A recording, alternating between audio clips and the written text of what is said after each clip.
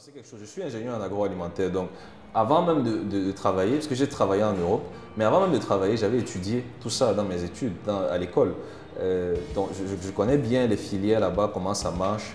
Mais quand je suis revenu au Cameroun, il a fallu que je me rééduque en quelque sorte sur certains sujets pour comprendre comment ça marche.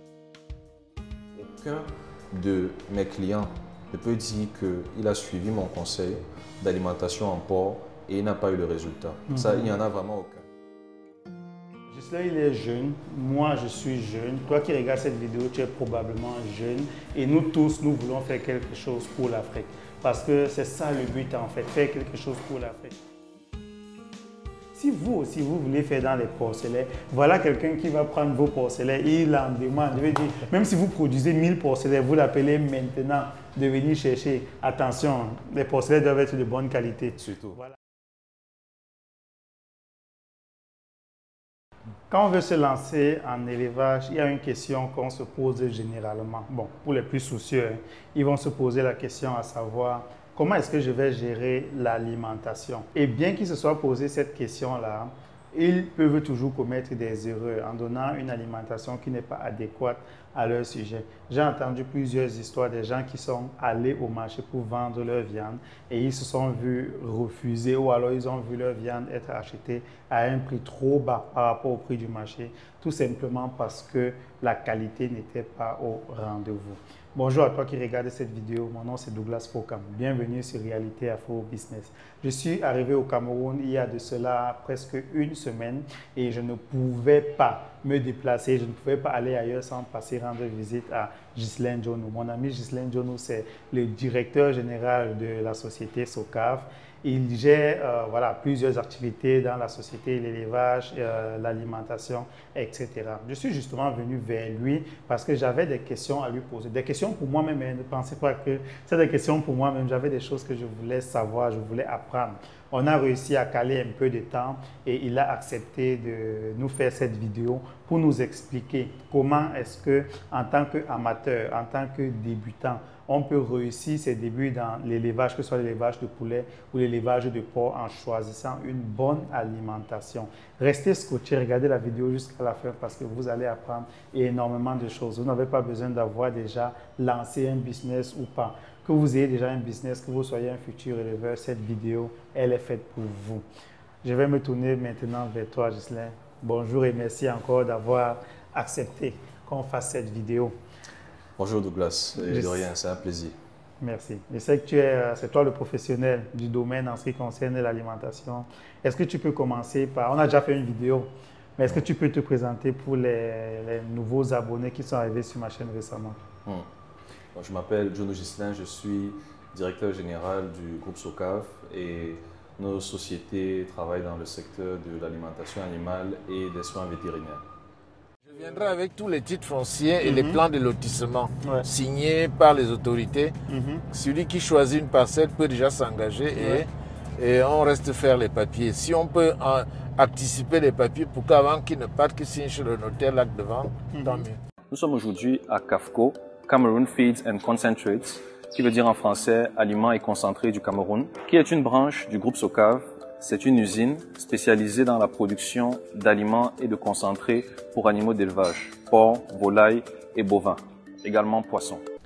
Très peu de personnes réussissent leur projet en Afrique parce que plusieurs personnes justement n'ont pas les outils qu'il faut pour pouvoir bâtir leur entreprise sur des bases solides. Vous avez été témoin depuis la création de ma chaîne, de mon évolution avec le temps que je partage gratuitement avec vous ici pour pouvoir vous montrer que c'est possible de réussir ces projets en Afrique. Mon succès n'est pas un fait anodin, c'est parce que je suis accompagné des personnes à succès comme Papa Ouattara. Justement, avec Papa Ouattara, on a décidé de créer un business forum qui aura lieu au Cameroun, à Douala, pendant le mois de décembre. Ce business forum-là, ça s'adresse à tous ceux-là de la diaspora qui vont se déplacer pour être au Cameroun à cette période-là, et même à ceux qui vivent déjà au Cameroun. Le business forum va vous permettre, d'un côté, pour ceux qui n'ont pas encore lancé leur projet, qui sont sur le point de passer à l'action, d'être beaucoup plus concrets, d'avoir déjà dès la base un mentor comme Papa Ouattara qui va être à leur disposition, qui va les accompagner, qui va leur donner des conseils, qui va leur permettre d'avancer rapidement sans avoir à échouer. Parce qu'on n'a plus le temps pour échouer, pour apprendre de ses échecs en Afrique. Clairement, on n'a plus le temps pour ça. De l'autre côté, pour ceux-là qui ont déjà lancé leur entreprise, pour ceux-là qui ont déjà une ferme ou alors qui ont déjà des exploitations agricoles, il sera question pour vous sur place aussi, n'est-ce pas, de gagner aussi des expériences de Papa Ouattara, mais surtout de vous créer un réseau. Quoi de plus important que de se faire un réseau lorsqu'on entreprend en Afrique? Ghislain, par exemple, dont je vous ai déjà présenté sur cette chaîne, qui est le directeur général d'une entreprise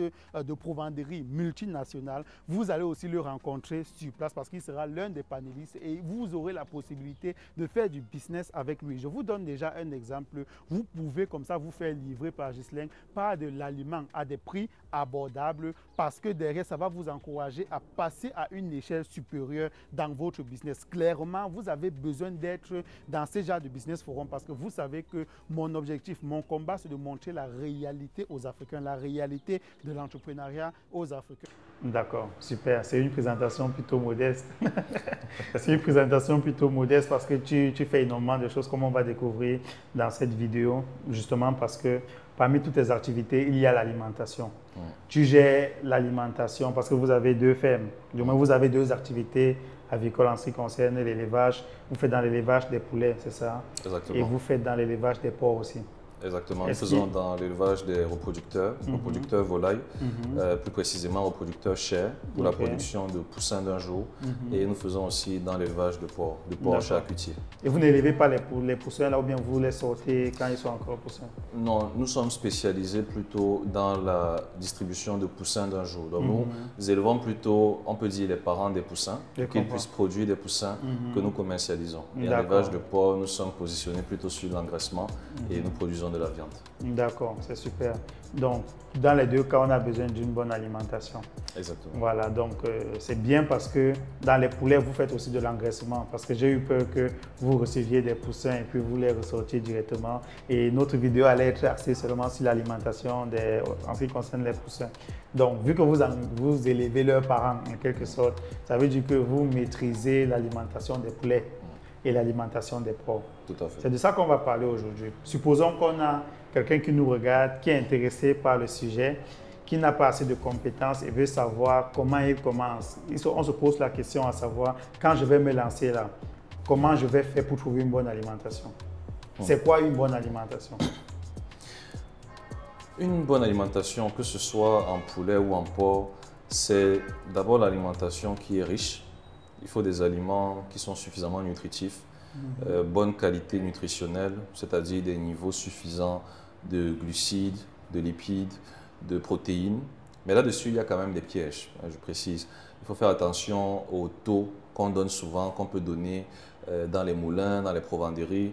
Quelqu'un peut vous dire, par exemple, aliment avec 25% de protéines. Mais 25% de protéines, c'est très vague. Parce que là-dedans, ce qui compte réellement, ce n'est pas la protéine elle-même. C'est quels sont les acides aminés présents à l'intérieur. Quel est le taux de lysine, de méthionine, de thréonine, de tryptophane. Bref, c'est des détails comme ça qui peuvent paraître légers, mais qui en fait sont fondamentaux dans le résultat qu'on va obtenir. Et ceci m'amène donc à dire que la bonne alimentation se trouve chez les professionnels.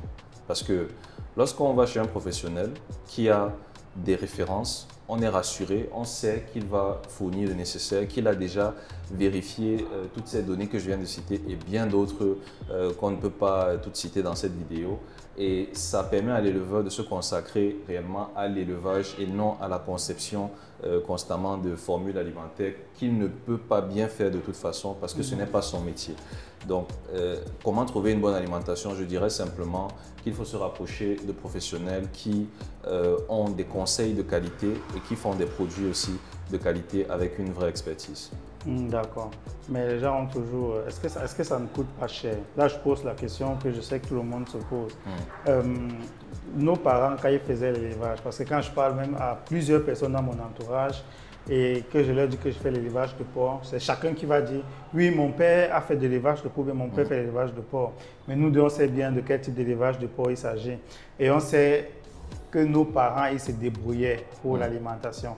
On n'était jamais resté à la maison, un vétérinaire ou un spécialiste en production végétale comme toi est venu pour dire non, voici comment vous devez nourrir, allez là acheter. Donc du coup, nous on a grandi avec les mentalités selon lesquelles le professionnel coûte cher. Qu'est-ce que tu peux me dire par rapport à ça? Et bon, je vais simplement citer une phrase qu'on dit souvent au Cameroun, le moins cher est cher. Parce que lorsque on prend des expériences comme celle-là et qu'on veut les comparer à notre contexte aujourd'hui, je donne un exemple. Tu as dit, pour certains, c'est mon père faisait les porcs, il élevait les porcs. Ok, mais il élevait combien de porcs? Souvent, c'était 5 porcs derrière la maison. Souvent, c'était 10 porcs. Est-ce que toi, qui parle aujourd'hui, peut-être parmi les abonnés de Douglas ou bien même d'autres qui veulent se lancer, est-ce que tu veux élever 10 porcs? Est-ce que c'est vraiment ton objectif? C'est la question qu'il faut se poser. Et pourquoi est-ce qu'il élevait 10 porcs? Parce que le système d'élevage qu'il pratiquait et peut-être qui était lié aux objectifs aussi qu'il avait, ne permettait pas de faire beaucoup plus que ça. C'était parfois des élevages de subsistance où il savait que s'il a ses 5 porcs, dès que la rentrée scolaire arrive, voilà, il n'aura pas de souci parce qu'il peut en abattre 2 ou 3 et payer les fournitures des enfants, payer la scolarité. Bon, c'était ce qu'il faisait dans son contexte pour s'en sortir. Mais pour des personnes aujourd'hui qui veulent faire de l'élevage professionnel, de l'élevage sous forme d'une activité, une vraie entreprise, qui veut avoir 100, 200 porcs, qui aspire à avoir des centaines de porcs un jour dans sa ferme, il ne peut pas raisonner de la même façon. Il ne peut pas faire des porcs qui vont atteindre un poids de 100 kg en 1 an et demi, comme son père le faisait à l'époque, parce que c'est ce qui se faisait. On donne les restes de nourriture au porc, restes de riz, de taro, de héros, et le porc prend progressivement du poids. Souvent, c'est les herbes qu'on lui donne en fonction des jours, et il finit par avoir 100 kg au bout d'1 an et demi, avec une très mauvaise viande en termes de qualité. Si on veut comparer à la viande que je produis ou bien que toi aussi tu arrives de produire. Donc, quand tu prends ce comparatif et que tu regardes le fond de la chose, tu te rends compte qu'aujourd'hui, on est dans un contexte différent, on a des objectifs différents. Le porc, ce n'est pas une activité de subsistance pour ces personnes-là, c'est une activité qu'ils veulent rentabiliser. Donc, ils ont tout intérêt à ne pas faire comme leurs parents et à aller plutôt vers des professionnels qui vont les accompagner vers un résultat beaucoup plus rentable et beaucoup plus rapide aussi, parce que le temps aussi, c'est de l'argent. Ouais. Maintenant, pour ceux qui disent que c'est trop cher, ça me rappelle toujours une phrase qu'un client m'avait dite au début d'une collaboration il y a quelques années. Et il me disait que s'il a choisi de consommer mes aliments ou mes concentrés, c'est parce que plutôt que d'investir 50 000 francs pour après avoir un retour de 60 000 francs, il préfère investir 100 000 et avoir un retour de 180 000. Tu vois un peu la logique. Parce que quand on investit peu, par exemple avec un porc qu'on nourrit mal, avec des aliments moins chers, certes, le porc va quand même grossir parce qu'il mange quelque chose, mais non seulement la viande sera de moins bonne qualité, donc on vendra aussi moins cher. Et en plus, le temps de cycle sera très long, donc il consommera aussi beaucoup d'aliments parce qu'il aura passé 1 an dans la ferme. Alors que lorsqu'on fait des sacrifices et qu'on accepte d'acheter un aliment haut de gamme, comme celui que nous produisons, on a un porc par exemple qui va avoir 100 kg en 5 mois, juste 5 mois après sa naissance. Déjà le gain de temps, on est en train de gagner déjà 4, 5 mois, 6 mois parfois par rapport à l'éleveur qui le fait de façon rudimentaire. 6 mois c'est énorme, 6 mois c'est beaucoup d'aliments que le porc aurait consommé et qu'il ne consomme plus parce qu'il est sorti de la ferme très rapidement. En plus, on a aussi une qualité de viande qui est bien meilleure. Ma viande ne se vend pas au même prix que la viande qui est faite derrière les maisons, par exemple, des porcs à qui on a donné du riz, des herbes et autres. Ce n'est clairement pas le même prix. Même devant le boucher est conscient. Si un boucher achète ces 2 viandes au même prix, ça veut dire qu'il a juste fait une arnaque et il s'en est bien sorti. Il a arnaqué quelqu'un parmi les 2. Tout simplement. Parce que ce n'est juste pas possible. C'est une viande qui est beaucoup plus sollicitée, qui se vend beaucoup plus vite. Et j'ai eu à en être témoin. J'ai eu à aller dans des boucheries qui vendent la viande que nous produisons. Et là, devant moi, tout est parti. C'est-à-dire que 2 porcs sont arrivés et en même pas 30 minutes que j'ai passé là-bas, tout était déjà parti. Donc, pour dire à quel point ça va très vite, parce que la qualité est au rendez-vous. Et aussi, le prix, forcément, est supérieur parce que le boucher voit ce qu'il aura comme retour sur investissement et il est prêt à consentir une dépense plus élevée également parce qu'il sait ce qu'il gagne. Donc, finalement, quand tu mets ensemble tous ces facteurs, tu te rends compte que aller vers les professionnels et faire les choses correctement, ce n'est pas si cher que ça. Ça paraît peut-être cher à l'instant, mais au final, on est largement gagnant. Donc, on peut dire quelque part que c'est cher sur une journée ou sur une semaine, mais sur un an, ce n'est vraiment pas cher. Et comment on fait pour vendre sa viande? Supposons qu'on a une viande de bonne qualité. Comment on fait pour vendre une viande de bonne qualité à un prix qui va avec? Quelles sont les stratégies? Oui. Celui qui nous suit est dans la diaspora. Oui. Il a une bonne personne au pays qui peut gérer son projet. Là, il n'y a pas de souci. Maintenant, au moment de vendre, les deux ne connaissent personne. Je précise déjà que on est en train de... Je suis venu te rendre visite à la base pour qu'on planifie notre forum qui aura lieu la semaine prochaine, donc dans une semaine, le vendredi 7 décembre 2024. On a encore quelques places, donc vous pouvez toujours prendre votre place si jamais vous êtes intéressé par l'élevage et vous voulez vous créer un réseau. C'est même justement de ça que je voulais parler. Supposons que quelqu'un ne peut pas venir au forum pour, je ne sais pas, peu importe la raison, peut-être la personne n'est pas au Cameroun tout simplement et veut se créer un réseau. Sans réseau, on ne peut vraiment rien faire. Ni la personne qui nous regarde, ni son chef de production, sa ferme, n'a de réseau. Et on ne sait pas à qui on va vendre la viande. Quel est le conseil que tu peux lui donner? Déjà, il faut se rapprocher de ses fournisseurs. Parce que s'il a de la viande à vendre, ça veut dire qu'il a eu à élever des porcs, ça veut dire qu'il a potentiellement acheté des porcelets quelque part, il a peut-être acheté aussi de l'aliment quelque part, des médicaments aussi. Et déjà, toutes ces personnes-là qui l'accompagnent dans l'activité, forcément constituent déjà un réseau, même s'il ne s'en rend pas compte. Et à partir de ces personnes, il peut en trouver d'autres. Il peut demander par exemple à son fournisseur de porcelain ou à son fournisseur d'aliments, est-ce que tu connais quelqu'un qui est intéressé par ma viande qui est prête en ce moment et que je veux vendre, par exemple. Ou quelqu'un qui est intéressé par mon porcelain pour celui qui vend des porcelains. Donc, ça déjà, ça peut être une force et il faut que l'éleveur s'en rende compte. Maintenant, en outre, si c'est pour parler de commercialisation, je dirais aussi qu'il ne faut pas avoir peur d'aller vers le marché, vraiment d'affronter le marché. Parce que quand tu as de la viande à vendre, si tu vas au mauvais endroit, tu vendras toujours moins cher. Il y a des endroits qui ne sont pas faits pour vendre de la viande de bonne qualité. Et ce sera toujours ainsi. Et c'est tout à fait normal. Il faut de tout. Maintenant, toi, le rôle en tant qu'éleveur, l'un des rôles, ce sera d'aller à des endroits où il y a de la viande de bonne qualité, mais y aller avec un bon argumentaire. Déjà, il faut repérer dans la ville de l'éleveur les lieux où on vend de la viande de bonne qualité. Ça, c'est la première chose à faire. Et se rapprocher des bouchers dans ces différents marchés.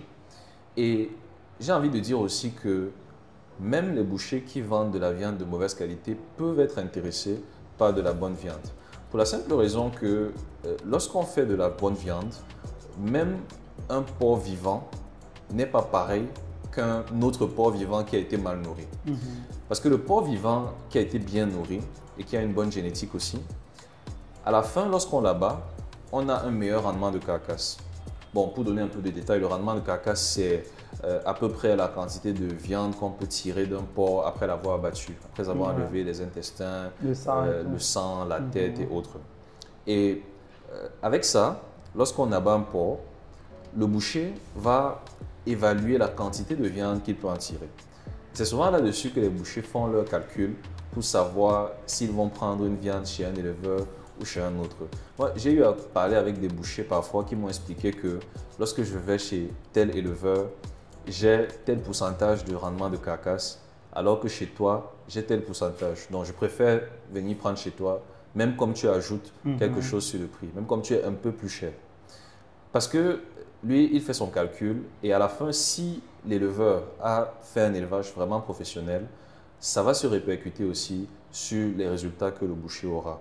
Donc, lorsqu'on va voir un boucher, même s'il faut parfois faire quelques offres promotionnelles pour l'attirer, pour lui faire tester le produit.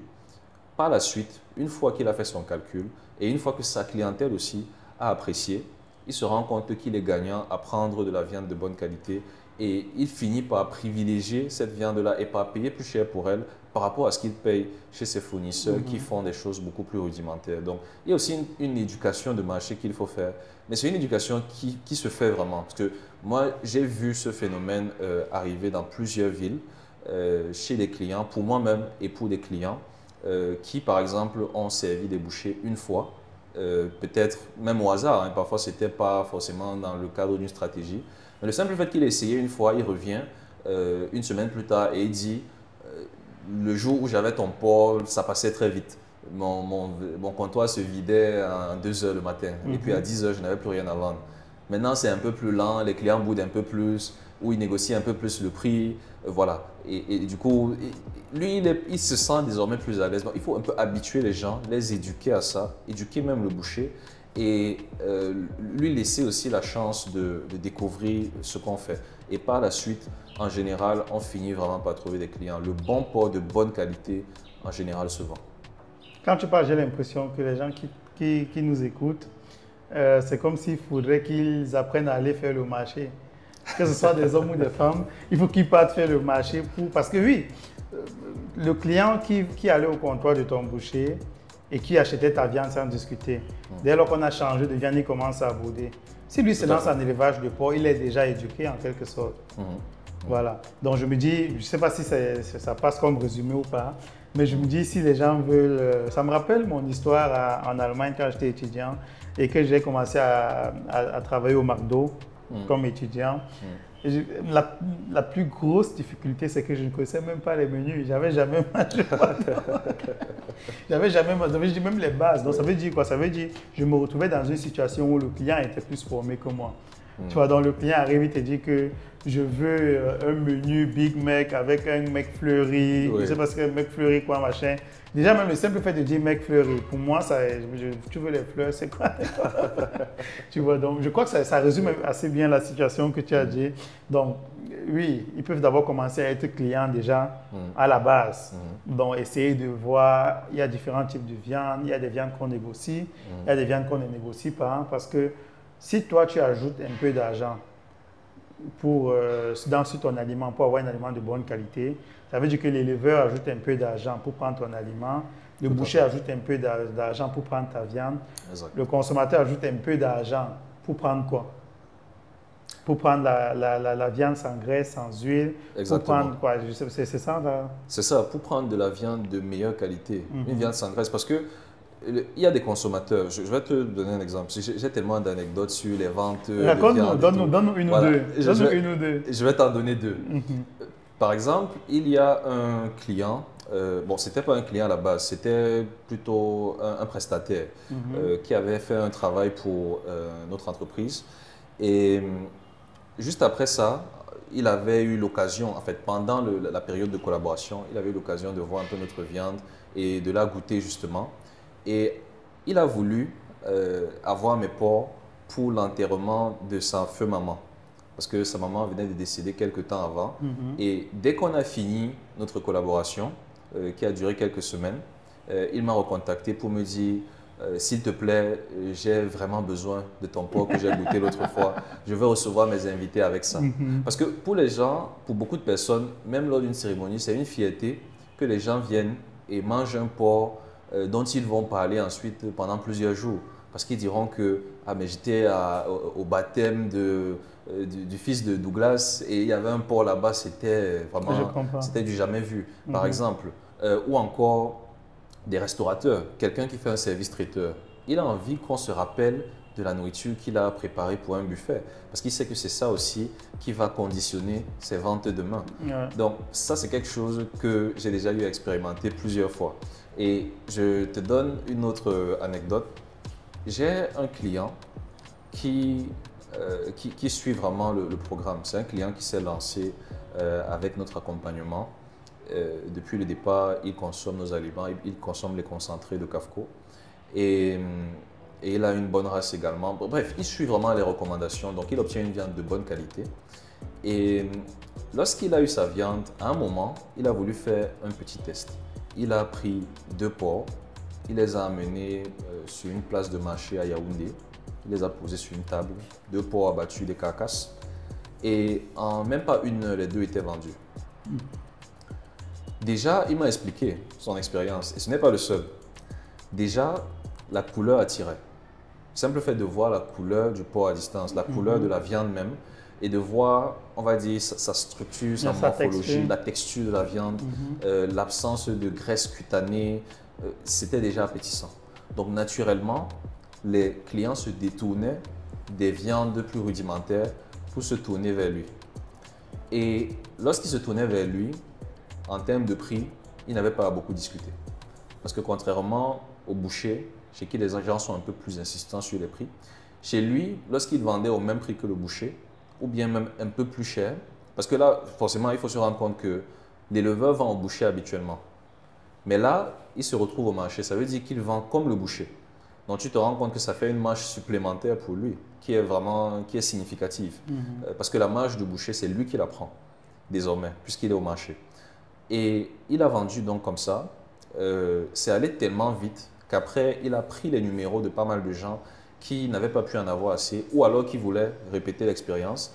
Et maintenant, il est resté en contact avec eux. Fréquemment, il a des commandes, il les livre.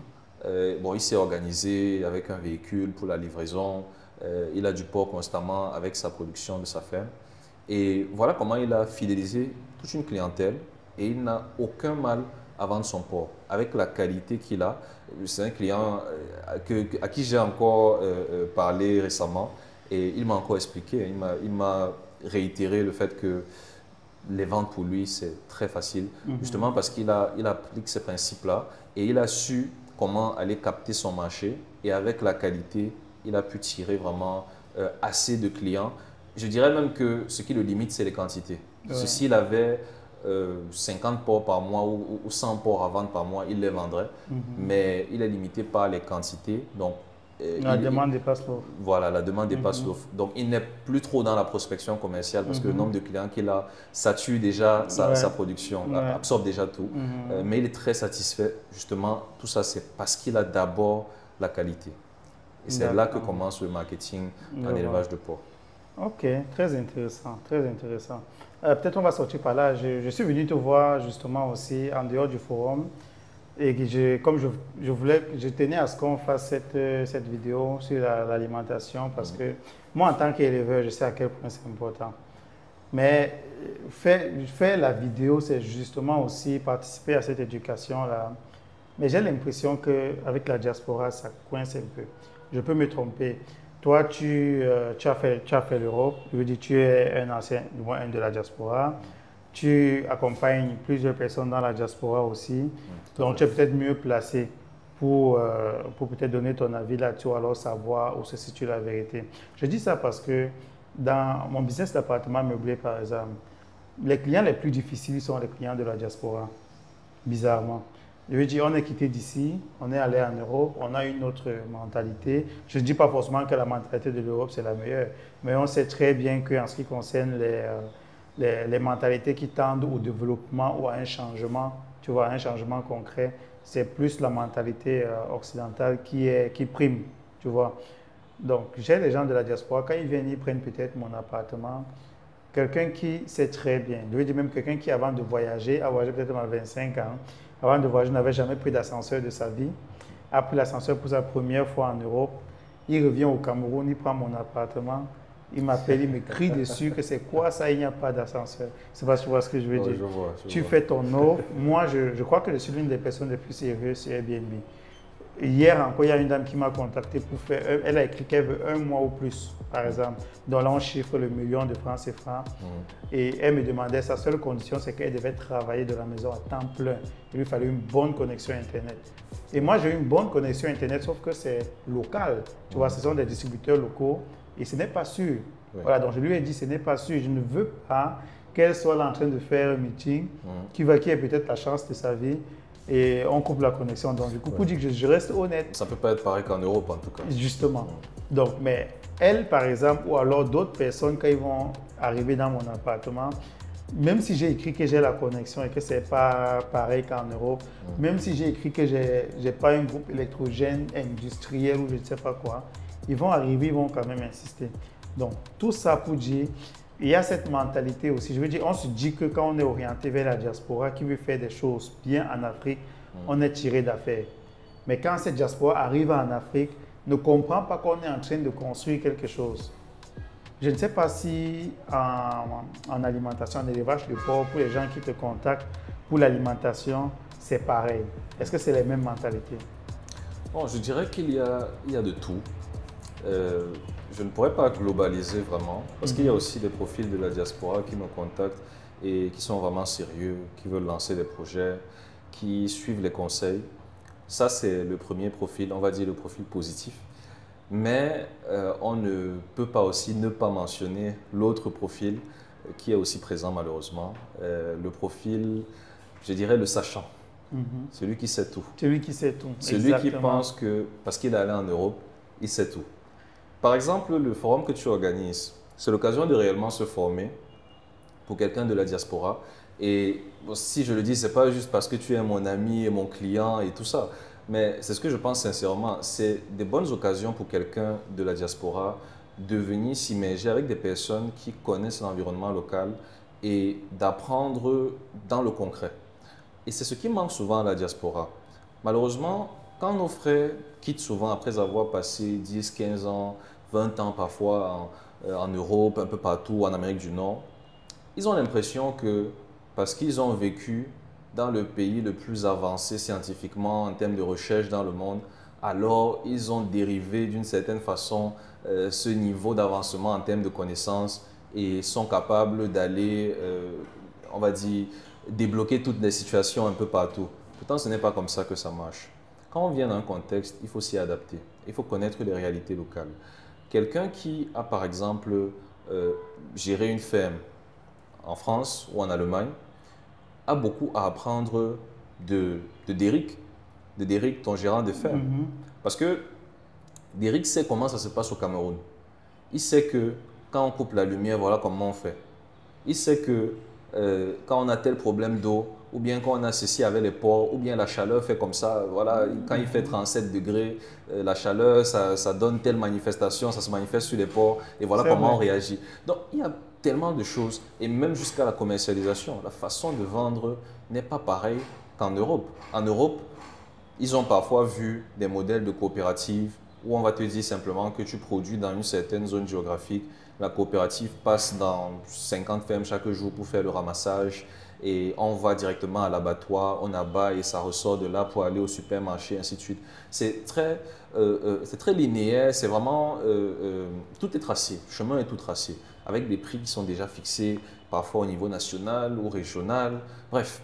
Mais quand tu es en Afrique, quand tu reviens en Afrique, tu dois d'abord un peu oublier tout ça. Parce que moi j'en sais quelque chose, je suis ingénieur en agroalimentaire, donc avant même de travailler, parce que j'ai travaillé en Europe, mais avant même de travailler, j'avais étudié tout ça dans mes études, à l'école. Donc je connais bien les filières là-bas, comment ça marche. Mais quand je suis revenu au Cameroun, il a fallu que je me rééduque en quelque sorte sur certains sujets pour comprendre comment ça marche ici et pour pouvoir obtenir des résultats. Et c'est là où je dirais donc que ceux de la diaspora, malheureusement, ils ont parfois ce défaut de penser qu'ils sont des savants parce qu'ils sont allés ailleurs, parce qu'ils ont passé 25 ans en Europe. Mais il faut avoir une certaine humilité. Je pense que c'est même ça le mot. Il faut que nos frères aient vraiment l'humilité de revenir ici, de voir quelqu'un qui fait des choses dans l'environnement local et d'accepter qu'ils ont plus à apprendre de cette personne que cette personne a à apprendre d'eux. Et ce n'est que de cette façon qu'ils pourront s'en sortir. Ils apportent ce qu'ils ont eu ailleurs, ce qui n'est pas du tout négligeable, qui est très bien, comme connaissance, comme même mentalité. C'est toujours un plus d'avoir vu ce qui se fait ailleurs. Mais quand ils arrivent ici, les personnes locales ont beaucoup à leur apporter. Ouais. Ok. Non, c'est très bien dit. Tu as finalement... Je pense qu'on a le même point de vue. C'est vrai qu'au niveau de l'appartement meublé, ça se manifeste autrement. Parce que justement, quelqu'un, à force de prendre l'ascenseur pour aller chez lui tous les jours, tu vois, il ne supporte pas de voir un immeuble, il n'y a pas d'ascenseur. Et il manifeste justement cette volonté-là sur son hôte que je suis. Non, c'est très bien dit. Et je pense qu'on a abordé presque, du moins on a abordé tous les sujets qu'un éleveur ou un futur éleveur devrait savoir avant de se lancer. Maintenant, si je te demande de donner un dernier conseil, le conseil ultime à celui qui nous regarde, qu'il soit de la diaspora ou pas, hein, vraiment, en ce qui concerne l'alimentation, ouais, quel serait ce conseil que tu pourrais lui donner? Le conseil que je donnerais simplement, c'est basé sur ce que j'ai souvent vu comme cause d'échec en ce qui concerne le volet alimentaire. Ce serait ne trichez pas, tout simplement. Ne triche pas. N'essaie pas de faire le malin. Ça ne marche pas. Tout simplement. Parce que parfois, on se dit, bon, je connais déjà un peu. Ça fait déjà 6 mois que je lève les porcs-ci. Donc, si je diminue un peu le maïs, j'ajoute un peu ceci, je donne un peu les restes de plantain et puis je coupe un peu le macabo pour donner aussi, je mélange, ça peut quand même marcher. Non, ça ne marche pas. Tu auras des répercussions après, peut-être sur la qualité de la viande ou sur le temps de cycle, la vitesse de croissance, ainsi de suite. Mais au final, tu seras perdant. J'ai vu tellement de clients essayer ce genre de choses. Certains, c'était avec la drèche, d'autres, c'était avec du riz, avec de la farine, avec des biscuits avariés, avec... Vraiment, j'ai vu de tout. J'ai vu vraiment de tout chez beaucoup de clients. Parce qu'il y a ceux qui appliquent vraiment les conseils à la lettre, mais il y a aussi ceux qui partent essayer. Voilà, il y a les aventuriers. Il y a les têtus. Et c'est chez les têtus, justement, qu'on voit de tout. Mais mon conseil, ce serait vraiment ne triche pas. Parce que quand tu appliques les conseils d'experts à la lettre en alimentation, vraiment, tu as le résultat. Ça ne ment pas. Aucun de mes clients ne peut dire qu'il a suivi mon conseil d'alimentation en porc et il n'a pas eu le résultat. Ça, il n'y en a vraiment aucun. Je suis le premier à témoigner. Je suis le premier qui peut témoigner justement parce que c'est ton aliment que j'utilise. Tu en sais très bien quelque chose. Justement parce que nous sommes des experts et nous faisons notre travail. Ce qu'on attend des éleveurs, c'est qu'ils fassent aussi le sien et qu'ils suivent nos conseils. Donc, je dirais simplement ne trichez pas, appliquez les conseils comme il se doit et restez accompagné par des experts. Les choses iront bien. Techniquement, la ferme marchera et le reste, ce sera de vendre. D'accord. Merci beaucoup, Ghislain. De rien, Douglas. Donc, on arrive au thème de cette vidéo. Ce que je veux que tu retiennes, c'est quoi? C'est que ne pense pas qu'on te dit des choses et on garde une petite partie pour je ne sais quoi. Là, on te dit tout. Ce qu'on ne t'a pas dit, c'est parce que tu n'es pas ici avec nous pour nous poser des questions. Ce que tu dois savoir, c'est quoi? C'est que Ghislain, il est jeune, moi je suis jeune, toi qui regardes cette vidéo, tu es probablement jeune et nous tous, nous voulons faire quelque chose pour l'Afrique. Parce que c'est ça le but en fait, faire quelque chose pour l'Afrique. On doit être une valeur, on ne doit pas être juste un simple consommateur de luxe qui, parce qu'il a 1 euro, c'est 655 francs en Afrique centrale ou alors en Afrique de l'Ouest. Et il se permet juste de jouir de cet avantage-là. Non, nous sommes tous des jeunes qui voulons faire quelque chose et vous avez compris tout à l'heure, il a dit qu'ils sont spécialisés en ce qui concerne l'élevage de porc dans l'engraissement et en ce qui concerne l'élevage de poulets, ils sont spécialisés dans la distribution des poussins. Et c'est justement ça qui me plaît chez Ghislain, c'est cette spécialisation-là. Et c'est en le côtoyant que je me suis laissé contaminer. Vous avez vu que même dans mes vidéos, même dans ma ferme, je vous parle tous les jours de porcelet, parce que je me suis spécialisé et j'ai quelqu'un qui peut m'accompagner en ce qui concerne l'alimentation. Si vous aussi, vous voulez faire dans les porcelets, voilà quelqu'un qui va prendre vos porcelets et il en demande. Je veux dire, même si vous produisez 1000 porcelets, vous l'appelez maintenant de venir chercher. Attention, les porcelets doivent être de bonne qualité. Surtout. Voilà, ça doit être des porcelets qui peuvent quand même résister à un transport de 30 minutes sous une température de 35 degrés. Et pour ça, l'alimentation doit suivre chez les reproducteurs bien avant. Voilà, donc du coup, comme je vous disais, vous avez la possibilité de rejoindre un réseau. Les amis, vraiment, ce forum-là, c'est un truc de rien du tout. Franchement, c'est une discussion qu'on organise entre nous, avec le mentor Papa Ouattara, avec Ghislain, avec moi, avec Derek, etc. Venez vous connecter, venez vous, si vous avez une spécialité, vous voulez faire dans la reproduction, venez, vous voulez faire dans l'engraissement, venez, vous voulez faire dans l'élevage de poulets, venez, vous voulez même distribuer de l'aliment, venez, il y a de la place. Je ne saurais quoi vous dire d'autre. Si vous avez des questions, écrivez-les dans les commentaires, on va se contenter tenté de vous répondre. Je vous donne rendez-vous dans une prochaine vidéo sur Reality Afro Business.